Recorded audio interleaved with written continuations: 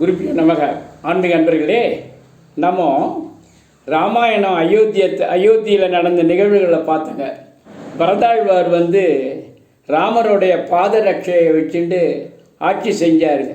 அதே மாதிரி மகாராஷ்டிராவில் ஒரு ராஜா பண்ணாருங்க. அந்த சூட்சுமத்தை உங்களுக்கு சொல்கிறேங்க, அந்த கதையை சொல்கிறேன் கேளுங்க. மகாராஜாவினுடைய அரண்மனைக்கு வெளியில் ஒருத்தர் பகுதி பிக்ஷாந்தேகி அப்படின்னு பிக்ஷை கேட்குறாருங்க. என்னப்பா அரண்மனை உள்ளே பிக்ஷை கேட்குறாரு அப்படின்னும் போது, ராஜாவை வர சொல்லுங்க அப்படின்னு அவர் சொல்கிறாருங்க, கமெண்ட் பண்ணுறாருங்க. சரி, ராஜா வெளியில் வந்தார், கையெடுத்து கும்பிட்டார். அவரை பார்த்து பிக்ஷை கேட்டாரன்ன உடனே நேராக போனாருங்க, உள்ளே போனாருங்க, எழுதினாருங்க. என்னமோ எழுதிட்டு, இந்த ராஜ்யத்தை நான் அவருக்கு கொடுக்குறேன், வந்திருக்க சன்னியாசி கொடுக்குறேன்னு எழுதிட்டாருங்க.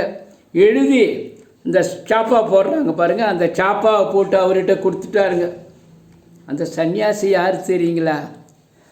ராமதாசர்னு பேருங்க. அவர் சொல்லிட்டு அவர் கூடவே போயிட்டாருங்க.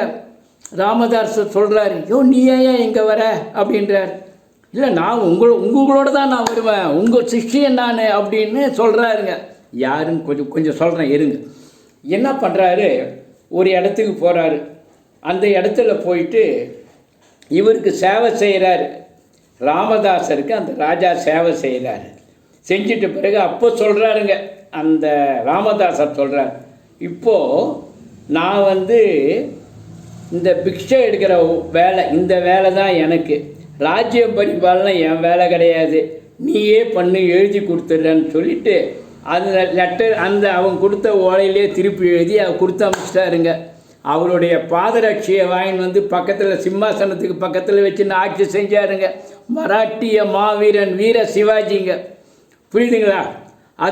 அது அயோத்தியில் பார்த்த அதே கான்டெக்ஸ்ட் இங்கே பார்த்தோங்க. நன்றி, வணக்கம். ஹர ஹர ஹர ஹர மகாதேவ்.